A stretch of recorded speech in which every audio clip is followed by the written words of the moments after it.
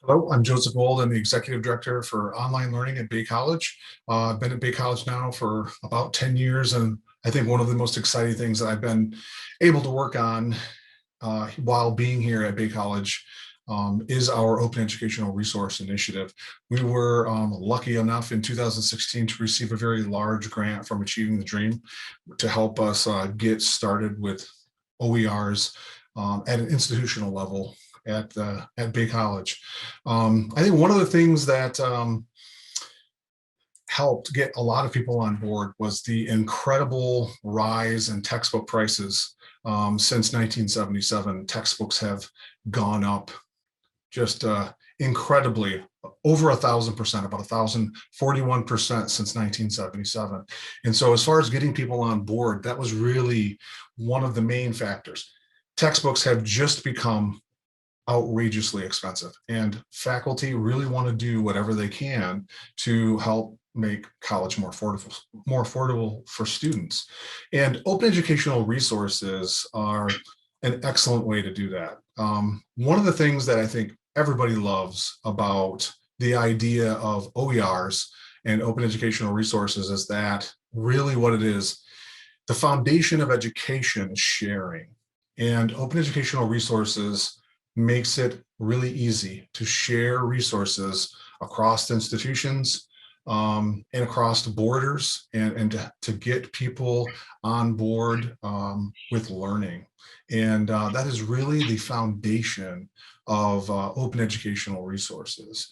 And one of the institutions that I was lucky enough to work with was the Community College Consortium for Open Educational Resources. They actually informed me of the grant coming open and encouraged me to apply to the grant because they knew that we were working with OERs even before we got the grant. So we were one of 38 community colleges in 13 states to receive the Achieving the Dream grant back in 2016. It was a $100,000 grant from Achieving the Dream.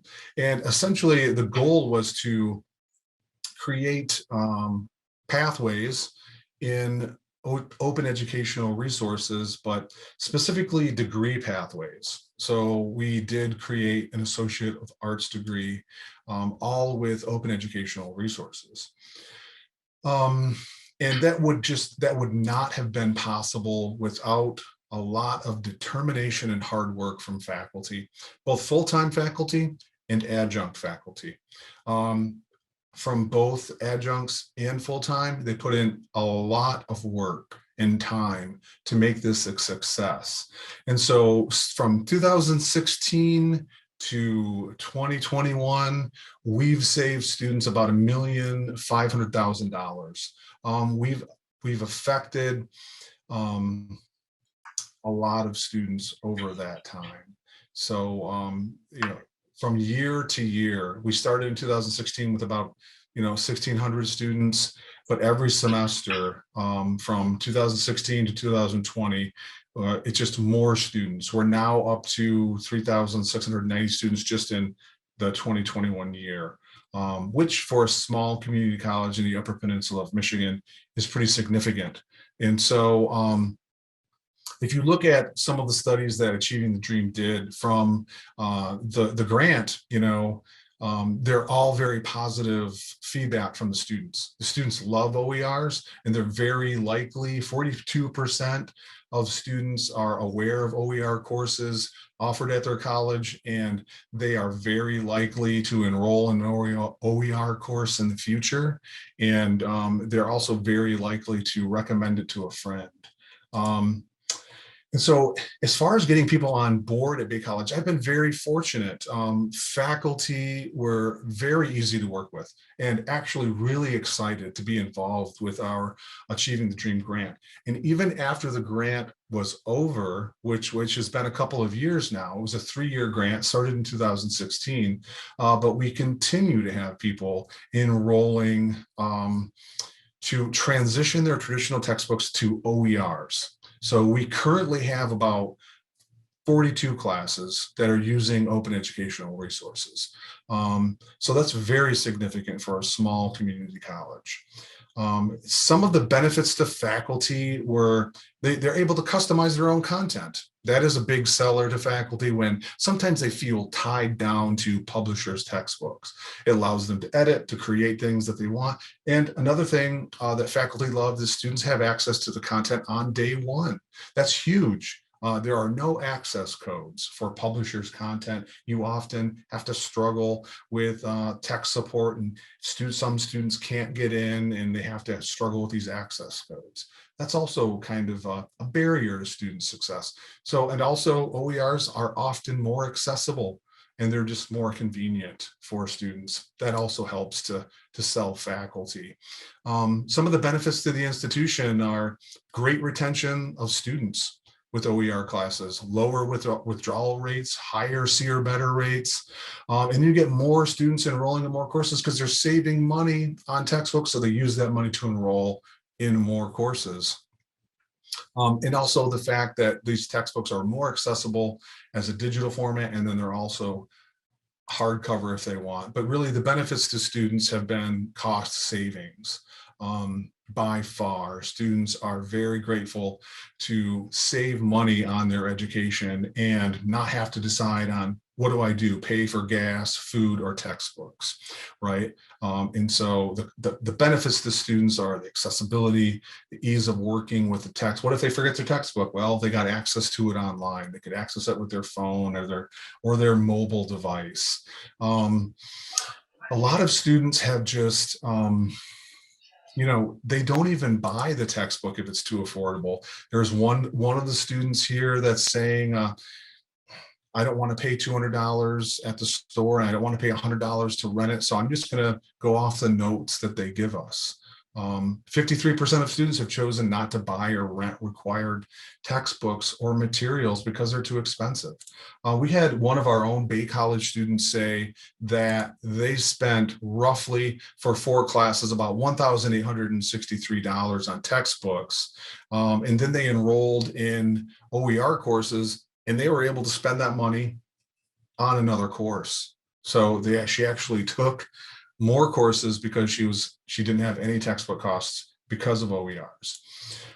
Again, having the digital textbook and the hard copy textbook are crucial. So our hard copies that are in the bookstores are typically $40, maybe a little bit more than $40, but when you compare that to a publisher's textbook of about $300, the savings is huge for students. We were lucky enough to be able to create some of our own OERs in English 101 and English 102, and there's several others that we're actually able to comprise with different resources and combine them all into one. I'm going to show a student video of student testimonials. I'd like you to check that out because the students have pretty positive responses about OER. So here's that video. You having a cheap copy of OER in the bookstore? Yeah, buddy. Because I mean, again, it's $300 for other books. To only pay $25, that saves so much money. I mean, we're all broke.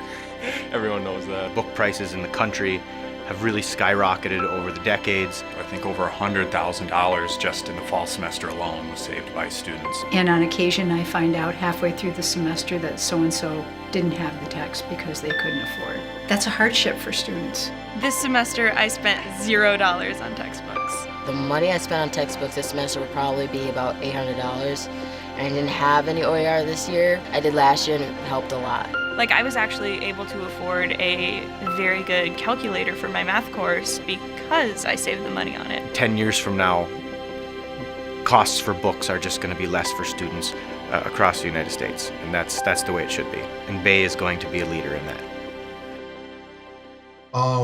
Some of the considerations and challenges, well, there's a limited availability in some disciplines. So that does make it more challenging in some disciplines to adopt an OER. Sometimes the copyright limitations or the OER licensing themselves can be a bit of a challenge.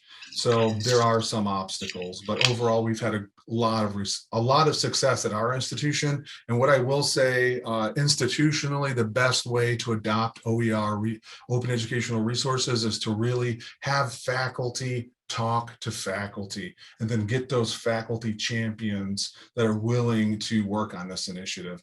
One of the biggest mistakes that you do not want to make is you do not want to adopt a Darth Vader approach to this, which is, the iron fist approach. Made by administration, you're going to do that. That just doesn't work. That is not the nature of open, and we'd have to let people make their own decisions. So don't make that mistake. And some of the best resources that are out there, OpenStax is an excellent resource, and so is the Open Educational Resource, or the OER Commons. And one of the best institutions that we've been able to work with at a small community college was the Open Education Consortium, or the Community College Consortium for Open Educational Resources. Thanks for taking the time to check out this video. And I look forward to questions, comments. You can contact me at Bay College. My email address is moldj@baycollege.edu. Thanks.